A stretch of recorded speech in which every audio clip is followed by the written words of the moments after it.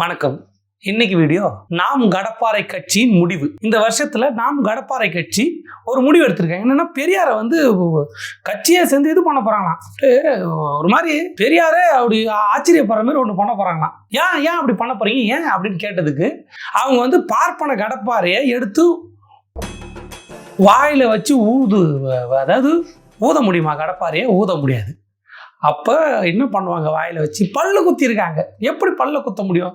பார்ப்பன கடப்பாறையை வச்சு பல்லு குத்தி பல்லு இந்திய பெருசாக விரிஞ்சிட்டுக்குது. அதுக்கு நடுவில் கறி மாட்டினுக்கிறப்ப அப்படி கடப்பாறை எடுத்து குத்தி எடுத்துனுக்குறாங்க. கடப்பாறைக்கு விசுவாசம், பார்ப்பன கடப்பாறைக்கு விசுவாசம் காட்டுறதுக்காக பெரியாரை இது பண்ண போகிறாங்களாம். அதுக்காக 2 பேர் இறக்கி விட்டுருக்காங்க. இவர் பேச்சை கேட்கணுமே. அடடடடா, அந்த கடப்பாறையை அப்படி இன்னும் நேரம் அப்படி நிமிர்ந்து நிற்கும். பார்ப்பன கடப்பாறைக்காக 2 இஸ்லாமியர் களத்தில் இறங்கியிருக்கிறாங்க. இவங்க மட்டும் இல்லை, இடும்ஸ் இருக்காங்க. இடும்ஸ் மாமா, பொடி மாமான்னா அதெல்லாம் சொல்ல முடியாது, மாமா தான். மாணவி இவன் பிரச்சனை மாட்டினான். ஒரு பொண்ணு புகார் கொடுத்துச்சு. அதுக்கு பெரிய மாமா என்ன சொன்னாங்கன்னா, டேக் இட் ஈஸிடா. நான்லாம் எத்தனை வாட்டி 8 தடவை கருக்கலைப்பெல்லாம் யாரோ எதுக்கோ எங்கேயோ நடந்துச்சு. நான் அப்படி கிடையாது. ஆனால் நீ டேக் இட் ஈஸிடா, இடும்ஸ் என்ஜாய் பண்ணிட்டு வா அப்படின்னு சொன்ன மேடையில். நான் சொல்லலை, இருக்குது, ஆதாரத்தை போட முடியாது, வேஸ்ட் ஆஃப் டைம். சரி, இவங்க கிட்ட வரும். இவங்க 2 பேருமே இஸ்லாமியர். நான் உங்க 2 பேர்கிட்டையும் ஒன்று கேட்குறேன். நீங்கள்லாம் சோத்து தான் தூண்டுறீங்களா, இல்லை நாய் பேயெல்லாம் சாப்பிட்ற வித்தியாசமே ஏதாவது சாப்பிட்றீங்களா? ஏன் அப்படி கேட்குறேன்னா, இருக்குது, இன்னும் கொஞ்சம் கேட்டுக்கிறேன், கொஞ்சம் வெயிட்டிஸ். இப்போ நீ சோத்தை தான் தூண்டுற இல்லை தூண்டுறியான்னு வெளியே கேட்குறானுங்க. நான் கேட்க மாட்டேன். நான் அந்த மாதிரி ஆள் இல்லை, நாகரிகமாக பேசுகிறேன். ஏன் இப்படி கேட்குறீங்க? இவ்வளோ மானகட்டத்தனமாக காரி துப்புரமாக இப்படி கேட்குறீங்களே. அவங்களுக்கு தான் மானம், ரோஷம், சூடு, சொர்ணம் அதெல்லாம் எதுவுமே இல்லையே, அதிகமாக இருக்கே. ஏன்னா அவங்க நாம் கடப்பாறை கட்சியில் இருக்காங்களே. அவங்ககிட்ட இப்படி கேட்குறது என்ன யூஸ்ன்னு கேட்டேன். அவங்க ஒன்று சொன்னாங்க, நீங்கள் இஸ்லாமியர் தானே, இஸ்லாமியரை பற்றி மாமா தாத்தா சீமான்னு ஒன்று சொன்னான். அது வேர்ல்டு ஃபேமஸ். உனக்கு அது மறந்துருக்கும், இல்லை நீ பார்த்துருக்க மாட்டேன். கேட்டால் அப்படி தான் சொல்லுவேன்.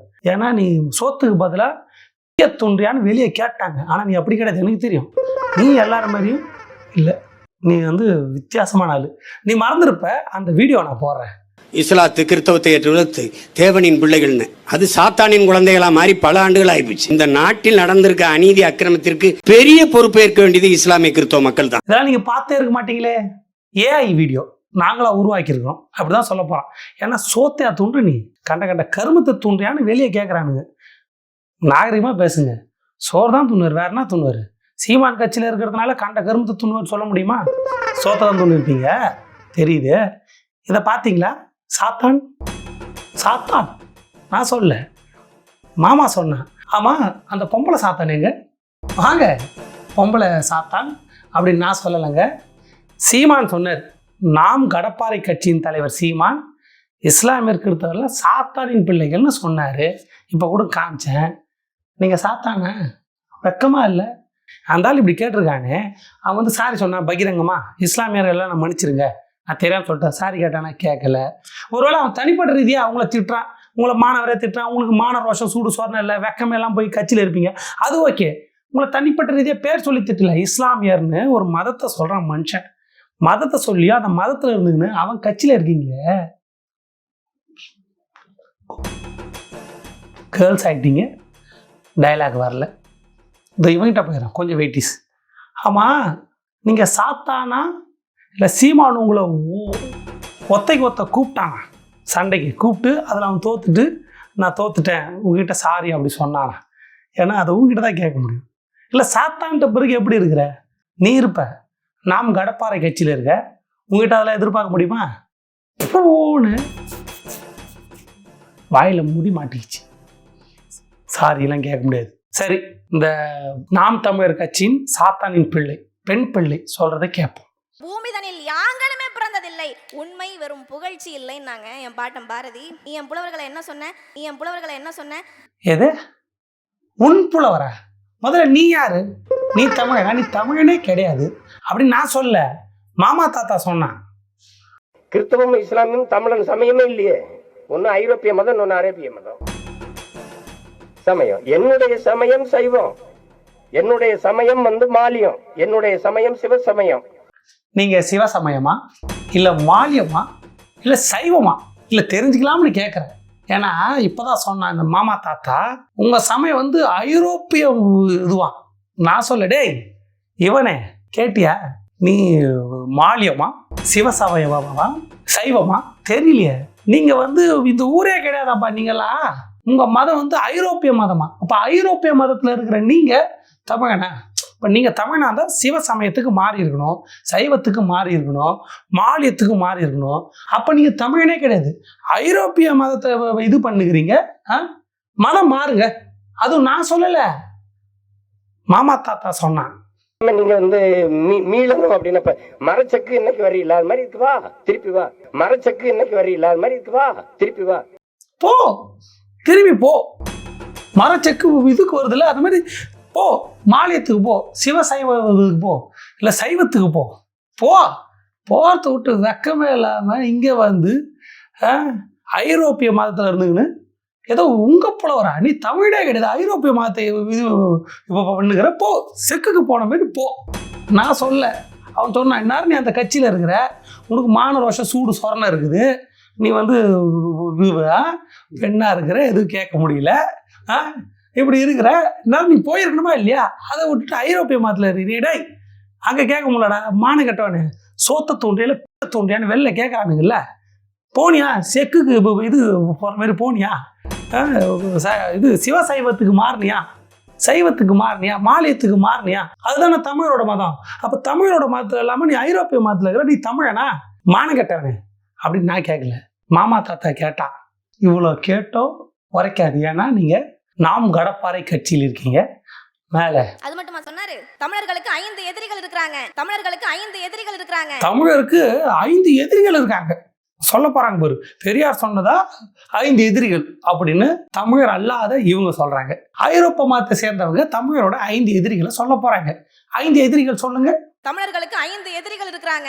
கம்பன், வள்ளுவன், இளங்கோ, தொல்காப்பியன், இந்த மாதிரி 5 புலவர்கள். இவங்க 5 பேருமே தமிழர்களுக்கு எதிரிகள் அப்படின்னு சொல்லி சொன்னாருங்க. 5 பேரா? 4 பேர் தான் சொன்னேன்.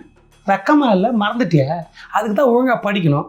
5 பேருன்ட்டு 4 பேர் சொல்லிட்டு, இந்த பேர் 4 பேர்னால பரவாயில்ல, இல்லை மறந்துட்டேன் ஞாபகம் இல்லை அப்படின்னு சொன்னாலும் பரவாயில்ல, இல்லை பார்த்தாது படிக்கலாம் விஜய் மாதிரி. 4 பேரை சொல்லிட்டு 5 பேரா? எந்த ஸ்கூல் படிச்ச? ஐரோப்பியாவில் எந்த ஸ்கூலில் படிச்சுட்டு இங்கே வந்த அதை சொல்லு. 4 பேர் சொல்லிட்டு 5 பேரா? அந்த 5வது ஆள் யார் நான் சொல்லிட்டா? நாம் தமிழர் கட்சியின் தலைமை ஒருங்கிணைப்பாளர் மாமா தாத்தா சீமான். அந்த 5வது ஆள் அவன் தான் தமிழுக்கு எதிரியே அப்படின்னு நானே சொல்கிறேன். அப்படின்னு நான் சொல்ல மாட்டேன், வெளியே சொல்கிறாங்க. என் பாட்டன் பாரதி சொல்கிறான் பாருங்க, என் பாட்டன் பாரதி சொல்கிறான் பாருங்க. எது உன் பாட்டன் பாரதியா? உன் பாட்டன் அவன்? பாரதிக்கு நீ பேத்தியா? எந்த இதில் நீ பேத்தி சொல்லு? பாரதிக்கு நீ பேத்தியா? ஒன்று நீ அவன் மதமாக இருக்கணும், இல்லை அவன் உன் மதமாக இருக்கணும். என்னப்பா பாரதியை பற்றி மதத்தை பற்றி பேசுகிற? பாரதிக்கு மதத்துக்கு என்ன சம்பந்தம்? அவர் ஒரு புலவர், தேசிய புலவர். அவரை போய் நீ மதத்தோட ஒப்பிட்டு பேசுற? இல்லை இந்த அம்மா எங்கள் பாரதி அவங்க பாரதினா எனக்கு கோவம் வருமா? வராதா? அவன் ஏன் தாத்தா, ஏன் பாட்டன் அவன். உனக்கு பாட்டனா? அந்த ஆள் என்னன்னு பாடினா? நல்லது ஒரு வீணை செய்து அதை நலங்கட புழுதியில் எறிவதுண்டோ சொல்லடி சிவசக்தி தான் பாடினான். சொல்லடா வேற ஏதாவது பாடினானா? பாடல. சிவசக்தி எந்த மதத்தில் இருக்குது அப்படின்னு நான் சொல்ல. எங்க மதம் உங்க மதம்னு பிரித்து பேசுறது நான் இல்லை. தற்கூரி கூட சொல்ல முடியல, நான் இல்லை. கிறிஸ்தவம் இஸ்லாமும் தமிழன் சமயமே இல்லையே. ஒன்னு ஐரோப்பிய மதம், ஒன்னு அரேபிய மதம். சமயம் என்னுடைய சமயம் சைவம், என்னுடைய சமயம் வந்து மாலியம், என்னுடைய சமயம் சிவசமயம். மாமா தாத்தா சீமான் தான் சொன்னான், உன் மதம் வேற என் மதம் வேறன்னு. எல்லாரும் எல்லா சாமியும் கும்பிடணும், மதம் நல்லெனுக்க வேணும், எல்லாரும் ஒத்துமையா இருக்கணும். அதுதான் நான் விரும்புறேன். கோச்சிக்காத, கோச்சிக்கூடாது. நீ என்ன மேடையில் பேசினியோ அதோட எதிர் விளைவா வெளியே பேசுறது நான் வந்து உங்கள்கிட்ட சொல்றேன். மனசுல இதை வச்சுக்காத. திருக்குறள் பெண்ணடிமையை போதிக்கக்கூடிய ஒரு நூல் அப்படிங்கிறார். திருக்குறள் பெண்ணடிமையை போதிக்கக்கூடிய ஒரு நூல் அப்படிங்கிறார். ஆமா, அதானே அது இல்லையா? இல்லை இல்லை இல்லை, அது அப்படியேப்பட்ட நூல் இல்லை. அது அப்படியேப்பட்ட நூல் இல்லைன்னு இவங்க ஒரு உதாரணம் கொடுப்பாங்க, ஷாக் ஆகிடுவீங்க. இவர் வந்து நாம் கடப்பாறை கட்சியா இல்லை பெரியார் ஸ்டாண்ட், நீங்களே ஆச்சரியப்பட்டு போயிடுவீங்க. அப்படி ஒரு உதாரணம். அந்த உதாரணம் நானும் தான் கூட சொல்ல மாட்டேன். தண்டம் பெரியாரை திட்டிட்டு அவருக்கு ஆதரவாக பேசலாமா? நல்லா வச்சுக்கிட்டு எங்களுக்கு ஜாலியாக இருக்குது. இப்படி தான் இருக்கணும். நாம் கடப்பாறை கட்சியில் தான் இப்படி தான் இருக்கணும். பாருங்க உதாரணத்தை, ஆச்சரியப்பட்டு போயிடுவீங்க. உதாரணம், அதுக்கு உதாரணமா ஒரு குறளை காட்டுறாரு. தெய்வம் தொழால் தொழுநனை தொழுதழுவால் பெய்யன பெய்யும் மழை. இது எவ்வளவு ஒரு பிற்போக்குத்தனமான குறள் அப்படின்னு கேட்கிறாரு. ஆமா கரெக்டு தானே? அர்த்தம் சொல்லு. அக்கா அர்த்தம் சொல்ல, நான் சொல்கிறேன். அதாவது ஒரு லேடிஸ் வந்து எந்த ஒரு கடவுளையும் கும்பிடாம கட்டின புருஷனே ஹஸ்பண்ட் நீங்கள் தான் எனக்கு கடவுள்னு கும்பிட்டாங்கன்னா வெளியே போய் மழையை பெய்யினா பெய்யுமா அப்படி எழுதியிருக்காரு. ஆமாம், நீ இதை செய்கிறியா டெய்லியும்? ஹஸ்பண்ட் வணக்கம் அப்படி செய்கிறியா? ஏன்னா உன் பாட்டை இது உன்னோட இது இல்லை, இந்த திருக்குறளுக்கு ஏற்ற மாதிரி நீ வாங்கணும். டெய்லி காலையில் எழுந்துச்சி ஹஸ்பண்ட் கொடுங்க அப்படியே கலக்கலக்கலுக்கு இது சாமி கும்பிட்டு அப்படி தான் வெளியே போய் மழையை பெய்யினா பெய்யுமா, போய் வெளில போய் சொல்லு. மழை பெய்யுதா பார்ப்போம். பெய்யாது இல்லை, பிற்போக்குத்தனமாக இருக்குது இல்லை, அதைத்தானே பெரியார் சொல்லியிருக்காரு. ஏன் அவர் இப்படியே இதில் ஒரு ஆம்பளை கிட்ட போய் ஒரு ஆம்பளை எந்த சாமியை கும்பிடாம அவன் பொண்டாட்டியை தொட்டு கும்பிட்டு வணங்கி வெளியே போய் மழையை பெய்யினா புயலை அடிக்கும் அப்படி எழுதல. அப்போ பெண்களுக்கு மட்டும்தான் அப்படி எழுதியிருக்காரு. அப்போ பெண் அடிமைத்தனத்தை சொல்கிற திருக்குறள் அது. சூப்பர், செம்ம எக்ஸாம்பிள், தேங்க்ஸ். நான் கூட வேறு ஏதோ சொல்கிறேன், எனக்கு தெரியாத திருக்குறள் சொல்கிறேன், நான் பயந்துட்டேன். இது எல்லாருக்கும் தெரிஞ்சது தானே. இதை தூக்கின்னு வந்து இதை வச்சு பெரியாரை திட்டுறியா? என்ன அறிவு எப்பா, சூப்பர்.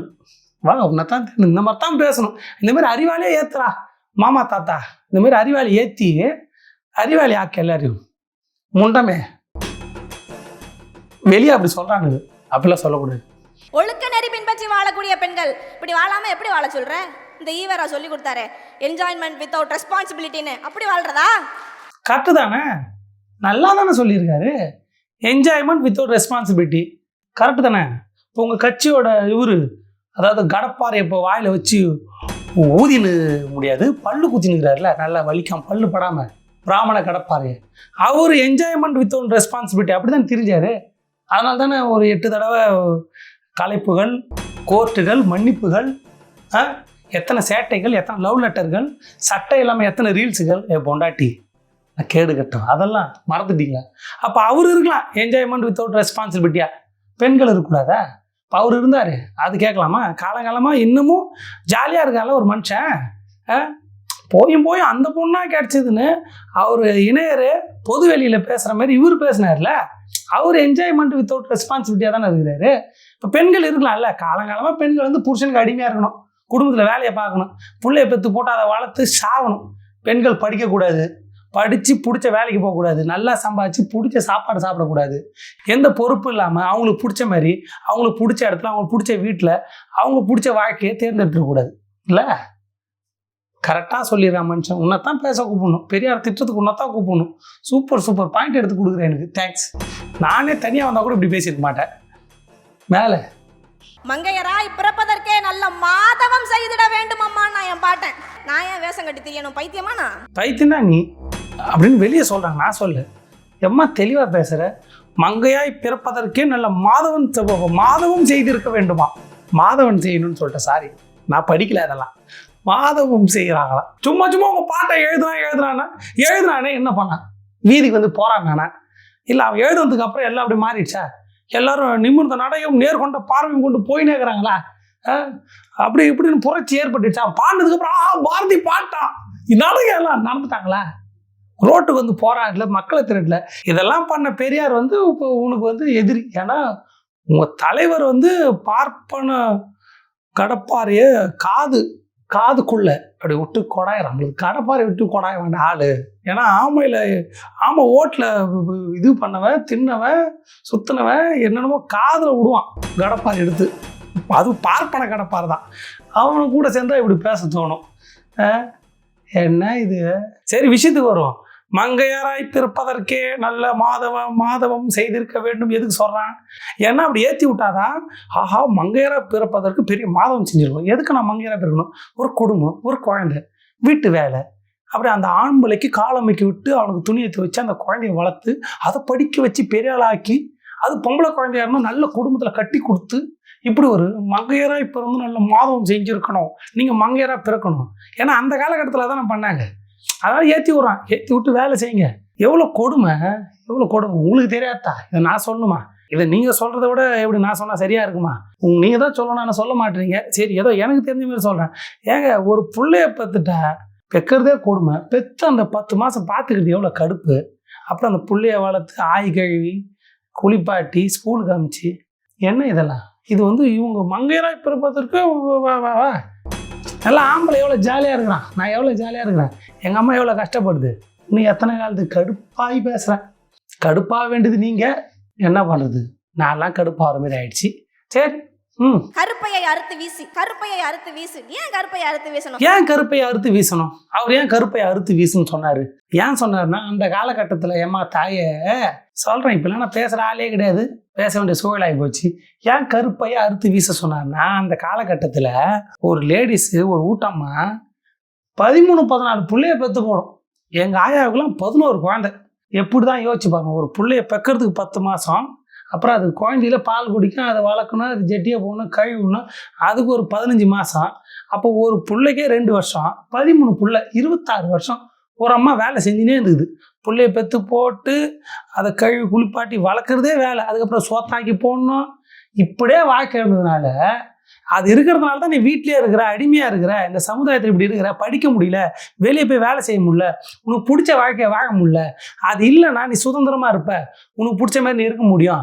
அதை வச்சு தான் உன்னை அடிமைப்படுத்துறானுங்க. கல்யாணம் ஆகிடுச்சு, ஒரு பொண்ணுனா கல்யாணம் பண்ணிக்கணும், குழந்தை பெற்றுக்கணும், அந்த குழந்தைய பார்த்துக்கணும், குடும்பத்தோட கௌரவம் அவ கையில் தான் இருக்குது.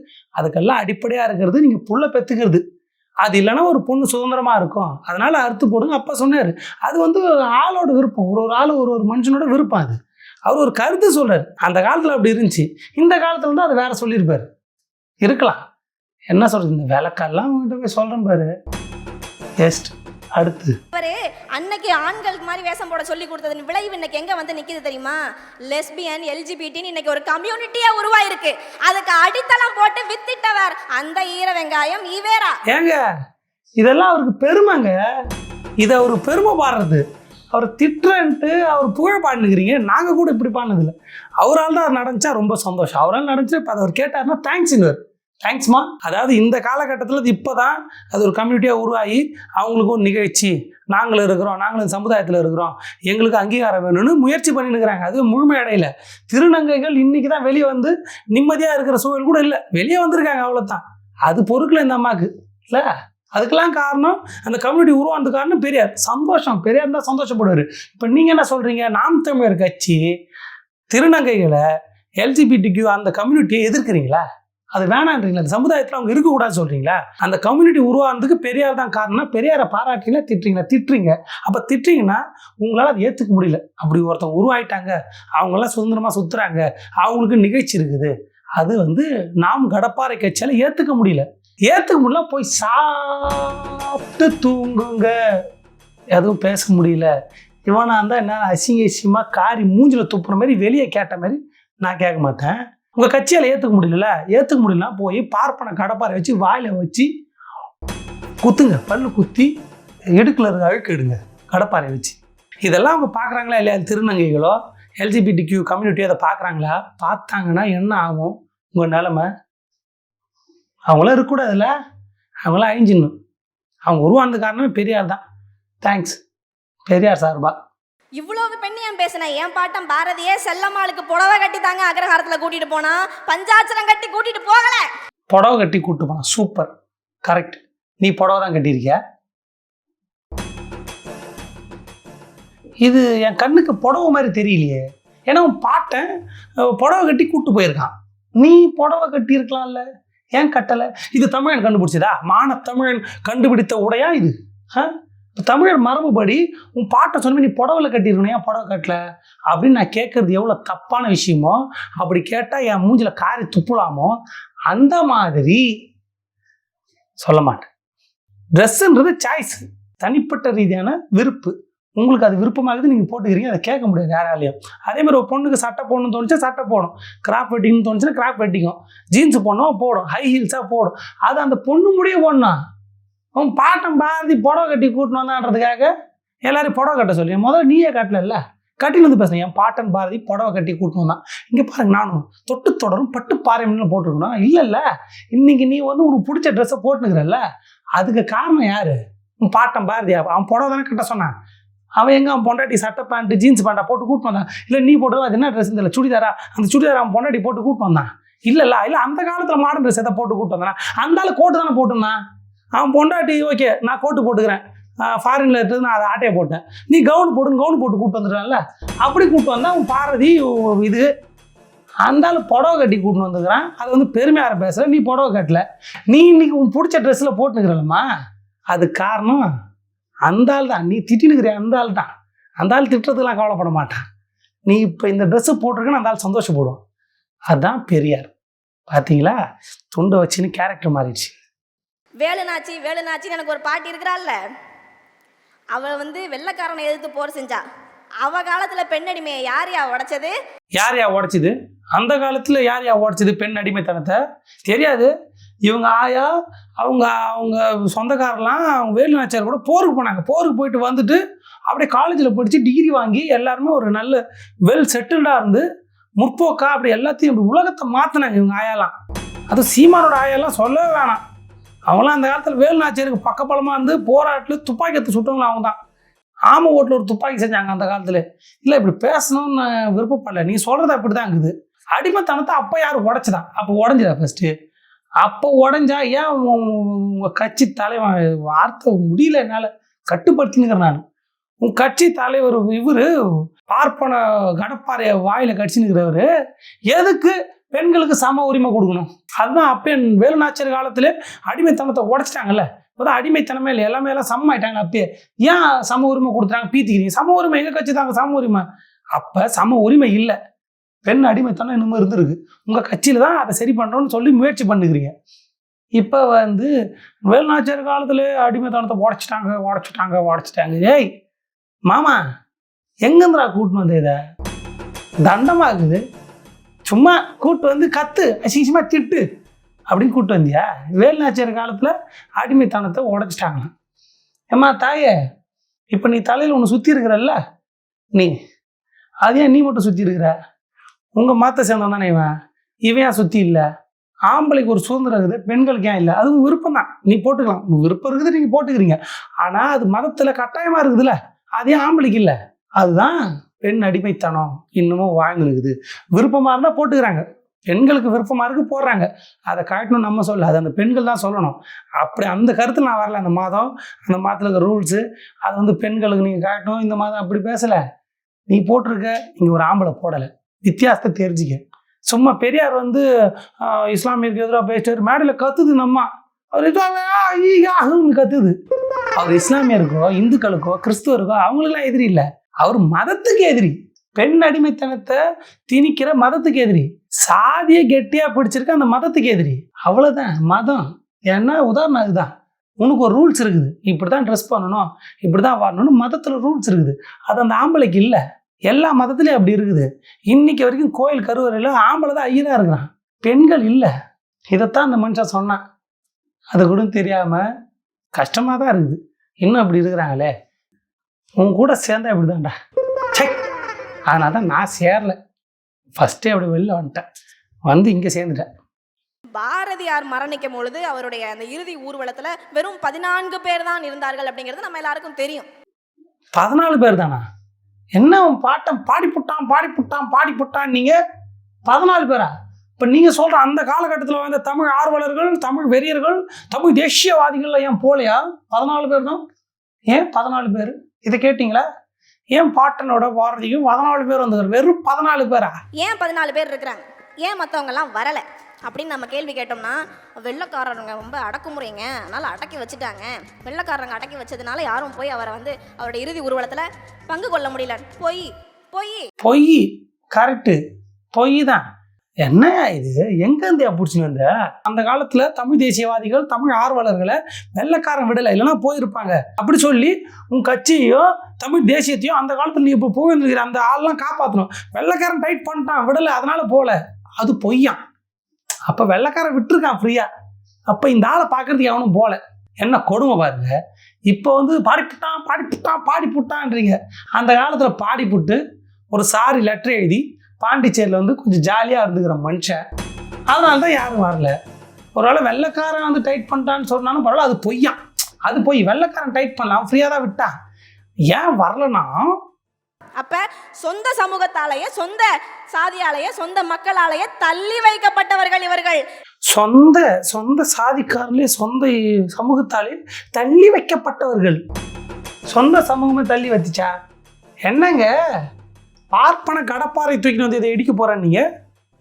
பாரதி என்ன சமூகம், எந்த சமூகம் அவரை தள்ளி வச்சுச்சு, அந்த தள்ளி வச்ச சமூகத்தோட கடப்பாறையை தூக்கின்னு வர போறீங்க? என்னங்க இது? பாரதியை சப்போர்ட் பண்ண சொன்னா அந்த சமூகத்தை டிஸ்போஸ் பண்றீங்க. காட்டவல நீங்க சமூகத்தால தள்ளி வைக்கப்பட்டவங்க. அப்ப அந்த சமூகம் அப்பயே பாரதியை தள்ளி வச்சிருக்கு. தள்ளி வச்ச சமூகத்துக்கு தான் உங்க நொன்ன கடப்பாறை தூக்கின்னு வந்துட்டான். வாயில கடிச்சு தூக்கி போடும் அப்படியே. வெறி பிடிச்சி பார்ப்பன கடப்பாறை தான் எனக்கு பிடிக்கும். பல்லு குத்துறது கரெக்டாக இருக்கும். அதுவும் அந்த கடப்பாறைக்கு வலிக்காம பல்லு படாமல் பல்லு குத்தும் ஆள். சொந்த சமூகம் ஒதுக்கி வச்சிருக்கு. அந்த சமூகத்தோட கடப்பாறை தூக்கின்னு வந்துருக்கான். சூப்பராக பேசுகிறமா நீ, வேற லெவல். சத்தியமாக நான் இன்னமும் நினச்சேன், அப்படியே பெரியார் என்னமோ நினச்சேன். தன்னைத்தானே அடித்துக் கொள்ளுதல், அவமானப்படுத்திக் கொள்ளுதல், காரி உமிழ்ந்து கொள்ளுதல் என்னவென்று தெரிய வேண்டுமா? நாம் தமிழர் கட்சியின் வீடியோக்களை பார்க்கவும். அடுத்து இவன் வாடா மானகட்டவனு, சோத்துக்கு பதிலாக நாய் தூண்டுறான்னு வெளில சொல்றானுங்க. அதை நான் ஏத்துக்கல. நீ சொல்டா. உனக்கு வேணா அவன் பெரியார், எனக்கு அவன் வெறும் மயிருக்கு சமம். சீமானின் பிள்ளைகள் நாங்கள் சொல்கிறோம், பெரியார் எங்களுக்கு மயிருக்கு சமம். சீமானின் பிள்ளை, சீமானோட புள்ளையா நீ? சீமானே தேவையா புள்ளையா அப்படின்னு கேட்டுனுங்கிறாங்க. இப்ப சீமானுக்கு புள்ள சூப்பர், நீ தேவையா புள்ள அப்படின்னு கேட்பாங்க பொழுது வெளியே. இந்த கட்சியில எல்லாம் தேவையா புள்ள, தேவையா அந்த புள்ளைய. ஏன்னா இவ்வளோ அறிவாக இருக்காங்களே, அவங்க இந்த நாட்டில் இருக்கக்கூடாது. அவங்க இன்னும் நாசா கீசாக்கு போய் பல தேவையா பிள்ளைகளை உருவாக்காமல் தேவையில்லாத பிள்ளைகளோ கடுப்பாயிடுச்சு. அதான் என்னென்னோ சொல்கிறேன். சீமானின் பிள்ளை, அவன் உங்களை சாத்தானின் பிள்ளைன்ட்டான். வெக்கங்கட்டு போய் அவனை போய் உன் அப்பன்ற அப்படின்னு வெளியே துப்பினானுங்க. எனக்கு கோவம் வந்துருச்சு. அப்படிலாம் துப்பக்கூடாது, கீழே துப்புறீங்க. இவன் மூஞ்சில் இருக்கணும் துப்பக்கூடாது. அந்த நினப்பெல்லாம் விடுங்க. உங்கள் மேலே வழக்கு போடுவோம், உங்கள் மேலே நான் எடுத்து பேசுவேன். உங்களுக்கு எதிராக நான் நிற்பேன். இவன் மூஞ்சில் துப்புனீங்கன்னா, இவனை செருப்பால் அடிச்சிங்கன்னா நான் உங்களுக்கு எதிராக நிற்பேன்னு நான் சொல்லிட்டேன். சீமானு சாத்தானின் புள்ளன்றா, நீ அவனோட புள்ளன்ற. அட வெக்கங்கட்ட மானங்கட்ட. வெளியே அப்படி பேசுகிறாங்க. அப்படி பேசக்கூடாது, நாகரிகமே இல்லை. அப்படி பேசுறது நிறுத்துங்க, நாகரிகமாக செயல்படுங்க. இவன் எவ்வளோ நாகரிகமாக பேசுகிறான், மேடையிலே ஹேர் இருக்குன்னு பேசுகிறான். இவனுக்கு நாகரிகமாக பேசுங்க. ஏண்டா அரேபியா மதத்தில் இருக்கிறிய இந்த மாடு இதுக்கு வர்ற மாதிரி நீ வந்துட்டியா? சைவம் மாலியம் சிவசைவத்துக்கு மாறிட்டியா? மாறல. அப்புறம் இருக்கீங்க வந்திருக்க அப்படின்னு யாராவது கேட்க போகிறானுங்க. கேட்காத அளவுக்கு மாற்றி இப்போ டக்குன்னு மாறிட்டு பேரை மாற்றிக்கிட்டு உங்கள் வீட்டில் இருக்கிற தமிழ் சமூகம் அத்தனையும் சைவம் மாற்றிருக்கு. சரியா? உன்னால எல்லாருக்கும் அவமானண்டா அப்படின்னு வெளியே பேசுகிறானுங்க. நான் பேசலை. ஏன்னா இவன் சோத்தை துண்டங்க. சோத்துக்கு பதிலாக அதாவது PIZZA பீஸா சாப்பிட்றான். அந்த பெரியார், அந்த ஈவேராவை பெரியார் என்று சொல்வதற்கு என் தன்மானம் என்னை தடுக்கிறது. தன்மானம் தடுக்குதா? உனக்கு அதெல்லாம் இருக்குதாடா? துண்ட நாயன்னு வெளியே கேட்குறானுங்களே, அந்த தன்மானம் என்ன அவனை திரும்ப கேட்டுறக்கூடாது? தன்மானம் இருக்குதாமே. ஏண்டா சாத்தானின் பிள்ளைகள்னு ஒருத்தன் சொல்லிட்ட பிறகு அவன் மேடையில் போய் நிற்கிற, என்னடா தன்மானம் உனக்கு? அப்படிலாம் கேட்கக்கூடாது, புரிஞ்சுங்களா? நாகரிகமாக பேசணும். அவர் அப்படி சொல்லியிருக்காரு, சாத்தானின் பிள்ளைன்னு சொல்லிட்டு உன்னை போய் அவங்க சொல்லு. இப்படிலாம் கேட்கணும்னு தோணுது. நான் அப்படி கேட்க மாட்டேன். டேய் சாத்தானின் பிள்ளை, பார்ப்பனைய கடப்பாறை எடுத்து அவன் பல்லு குத்துறானே, சீமானோட கடப்பாறை எடுத்து நீ பல்லு குத்துனியா? ஏன்னா அவனை சாத்தானின் பிள்ளைன்னு சொன்னதுக்கப்புறம் அந்த மேடையில் போய் இப்படி பேசுறியே, அதனால கேட்குறேன்னு வெளியே கேட்குறானுங்க. அப்படி பேசாதீங்க, நாகரிகமாக பேசுங்க. நாகரிகமாய் பேசுவது எப்படி? நாம் தமிழர் கட்சிகிட்ட கேட்டுங்க. பிராமணர்களிடம் இருந்து அதிகாரத்தை கைப்பற்றி உயர் சாதி வகுப்புகளுக்கு, இடைநிலை சாதிகளுக்கு அதிகாரத்தையும் அங்கீகாரத்தையும் கொடுத்தவன் பெரியார். அதனால் என்னானது? டேய் மாமா, யாரா அவன்? நான் பேச வேண்டியதில் அவன் பேசினுக்கிறான். சொல்லி கொடுத்து கூட்டு வர வேண்டியதானே. முண்டா நீ போய் எப்படா நீங்க போய் விஜய் கட்சிக்காரனை போய் தற்கூறிடுறீங்க? தற்கூறி கூட்டத்தை வச்சுனுக்கிற. ஒரு மேடையில் ஏறி ஒரு ஆளை திட்டணும், திட்டத்துக்கு பதிலாக பாராட்டினுக்கிறான். பிராமணர்கிட்ட அதிகாரத்தை வாங்கி இடைநிலை சாதி உயர் சாதிக்கிட்டு இன்னும் ஒடுக்கப்பட்ட சேர்க்கல, அதை கட் பண்ணிட்டான். அதை கட் பண்ணிட்டு சொல்லுது நாய், வேற எதுவும் இல்லை.